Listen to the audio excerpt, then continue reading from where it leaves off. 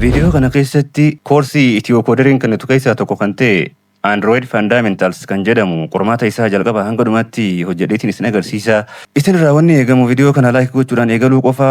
Kanaaf qormaata isaa hojjedhee san booda sartifikeeta isaa fudhadheetiin isin agarsiisee jechuudha. Let's go. Egaa jalqaba gara websaayitii EthioCoderitti seenuu qabna.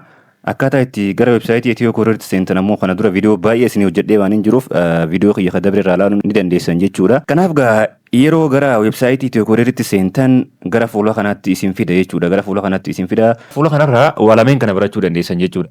Yoo barbaadan koorsii kana dura san barachuu barbaadan naannoo digrii jechuudha. Naannoo digrii barachuu barbaadan Android Developer Fundamentals kan jedhu kanarra gattuqachuudhaan akkaan amma deemee kanatti gara fuulduratti deemuu dandeessanii.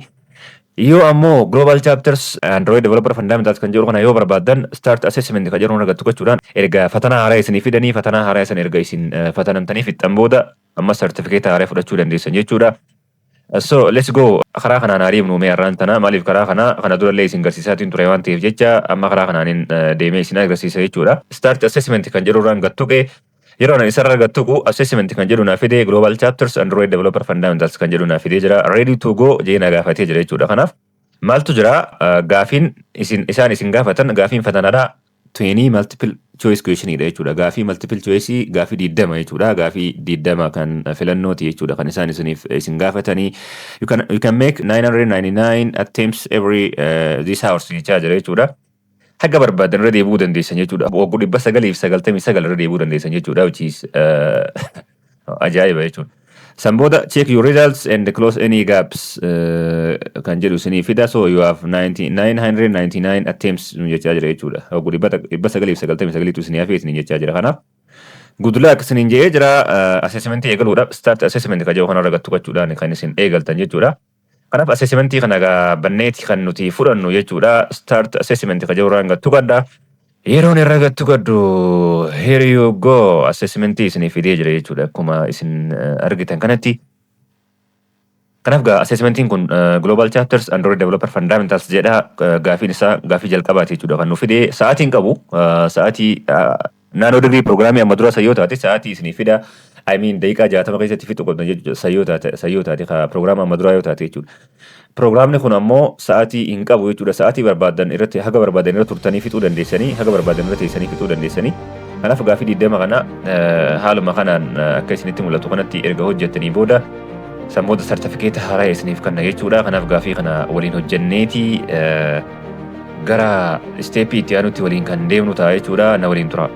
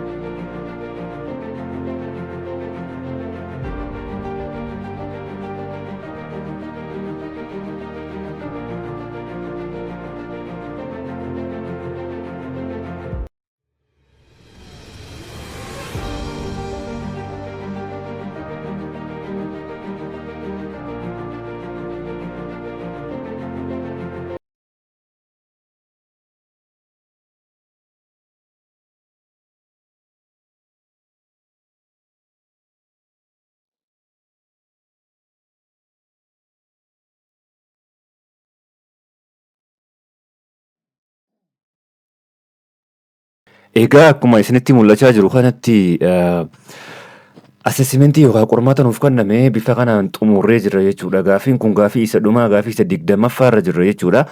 Kanaaf gaaffii 20ffaa haala kanaan filannoo isaa kaayeetiin jira. Ergasii gara jalaatii finish assessment kan jedhu kanaatu jira. Finish assessment kan jedhu kanarraan gattu qodha jechuudha. Gaaffii kiyya fixeetiin jira waan ta'eef kanaaf finish assessment kan jedhu irraan gattu qodha. Yes. Rizaaltii yeruma tokkoon naaf fide jechuudha.